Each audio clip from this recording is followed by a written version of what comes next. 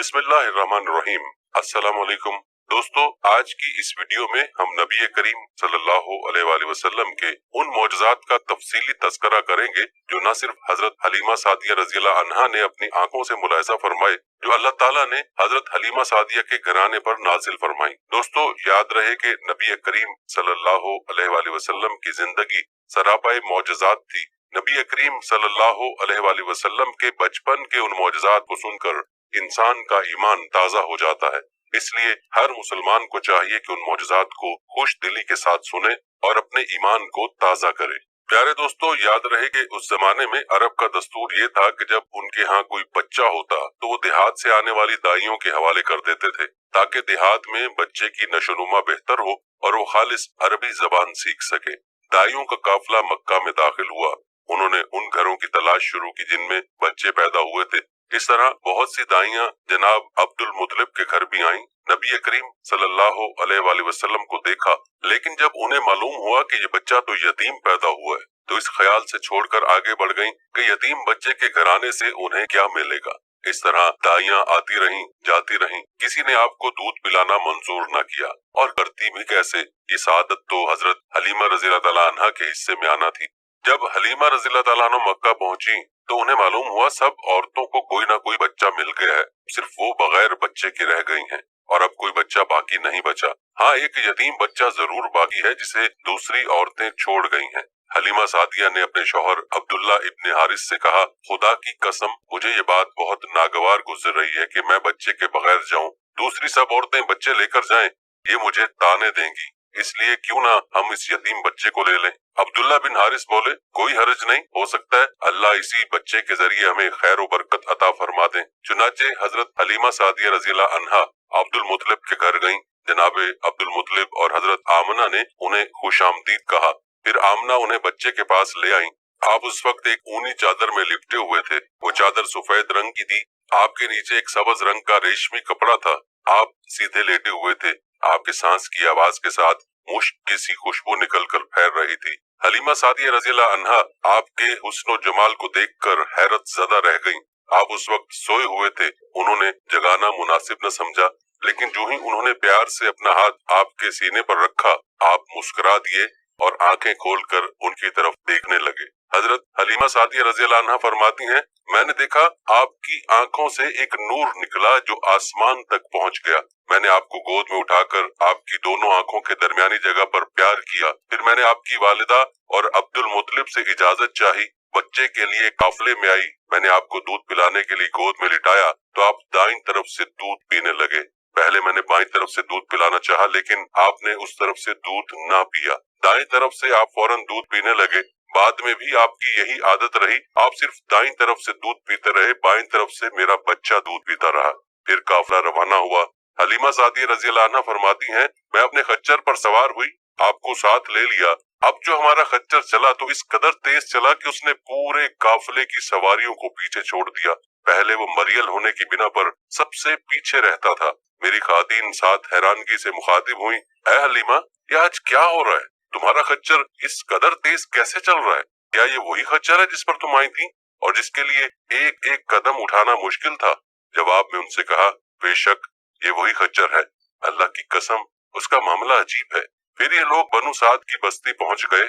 उन दिनों ये इलाका खुश्क और कहत ज़दा था।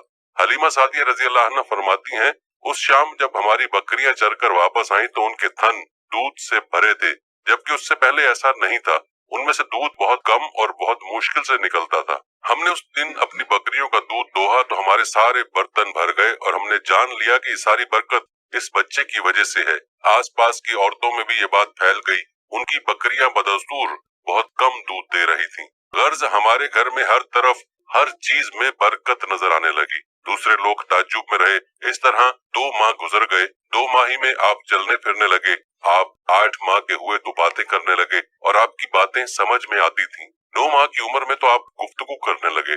इस दौरान आपकी बहुत सी बरकत देखने में आई। हलीमा सादिया फरमाती हैं, जब मैं आपको अपने घर ले आई तो बनु साद का कोई घराना ऐसा न था जिससे मुश्क की खुशबू न आती हो। इस तरह सब लोग आपसे मोहब्बत करने लगे।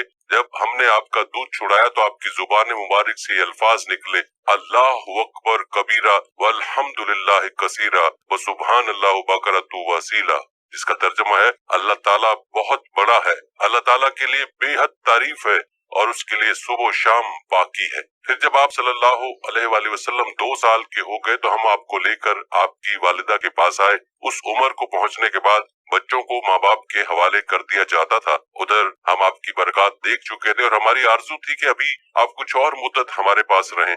चुनाचे हमने इस बारे में आपकी वालिदा से बात की। उनसे यूं कहा, आप हमें इजाजत दीजिए कि हम बच्चे को 1 साल और अपने पास रखें। मैं डरती हूँ कहीं इस पर मक्का की बीमारियों और आबो हवा का असर न हो जाए।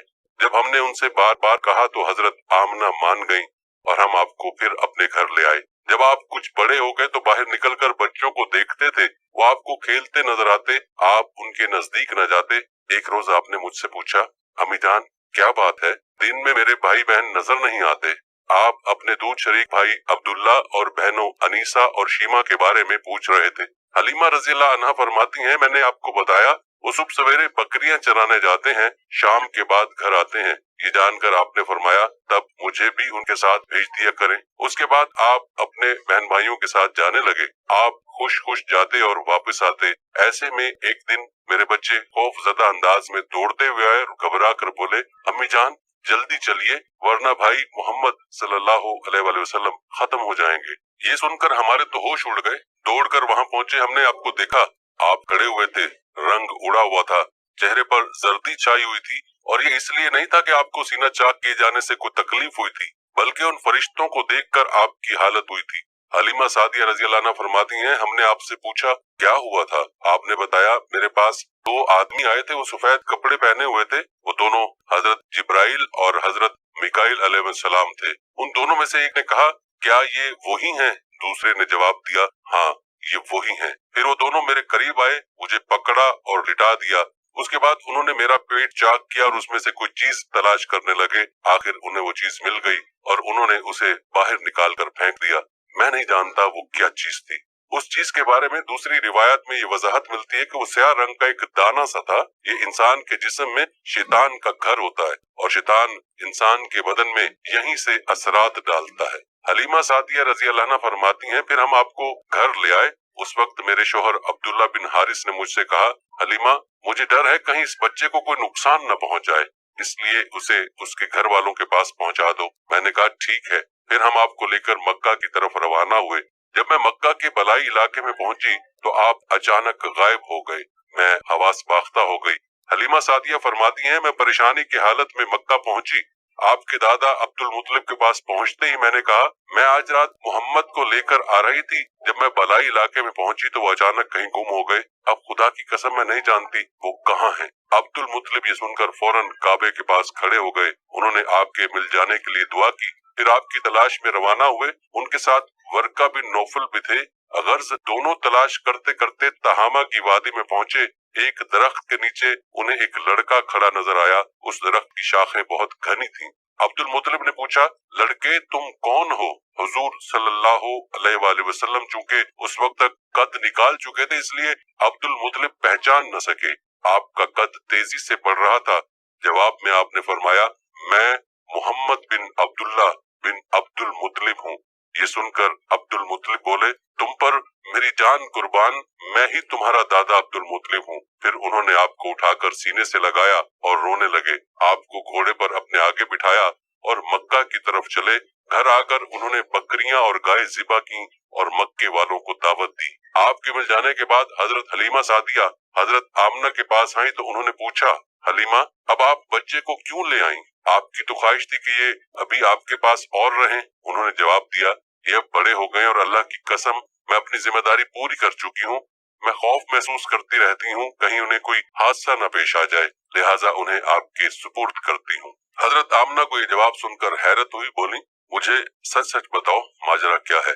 तब उन्होंने सारा हाल कह सुनाया।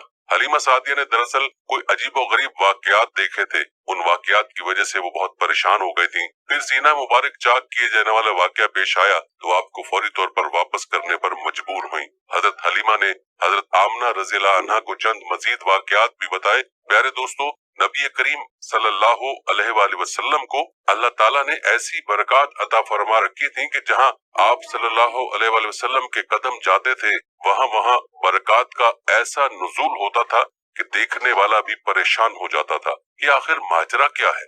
जैसा कि हलीमा सादिया के खच्चर और उनकी ऊंटनी का मामला ही ले लीजिए कि आते हुए वो सवारियां जो सबसे पहले थीं, जाते हुए वो सवारियां सबसे आगे थीं, जो एक नाकाबिल यकीन बात थी। लेकिन दोस्तों, इसको तो मौजज़ा कहते हैं कि जो चीज आम फहम से बालातर हो। जैसे ही नबी पाक सल्लल्लाहु अलैहि वसल्लम उन सवारियों पर सवार हुए तो अल्लाह ताला की बरकत से सवारियों में वो जान पैदा हो गई कि उन सवारियों को बाकी सवारियां पहुंच न पाईं। सुभान अल्लाह, ये सब अल्लाह ताला की कुदरत और अल्लाह ताला ही की बरकत के समरात थे। प्यारे दोस्तों, नबी करीम सल्लल्लाहु अलैहि वसल्लम के बेशुमार मौजज़ात हैं जिनका तज़किरा इंशाअल्लाह आने वाली वीडियोस में भी होता रहेगा। दोस्तों, ये थी हमारी आज की वीडियो। इस वीडियो को आपने अपने दोस्तों के साथ और अपने प्यारों के साथ भी जरूर शेयर करना है। हम ये उम्मीद करते हैं कि आपको हमारी आज की वीडियो जरूर पसंद आई होगी। अगर आपको हमारी आज की वीडियो पसंद आई है तो सबसे पहले तो इसको लाइक करें और अपनी राय का इजहार कमेंट सेक्शन में लाजमी करें। आखिर में आपसे एक बार फिर दरखास्त है कि आप हमारे चैनल को जरूर सब्सक्राइब कर लें और साथ ही लगे घंटी के बटन को भी क्लिक करें ताकि आपके पास हमारे आने वाली मजीद वीडियोस का नोटिफिकेशन बर वक्त मिलता रहे। अल्लाह ताला आपको अपनी हिफ्ज़-ओ-अमान में रखे।